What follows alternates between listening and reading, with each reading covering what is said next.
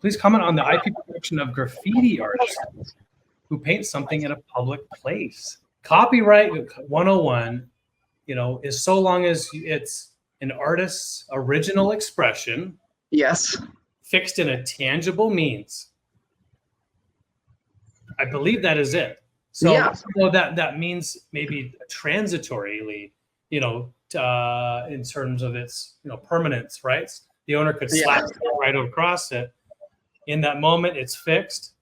And so certainly could be captured by a photograph, and then it sort of is transformed.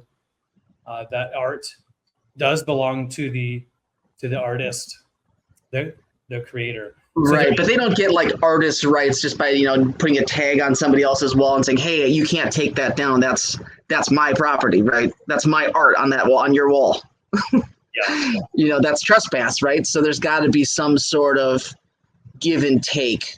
I can't imagine that.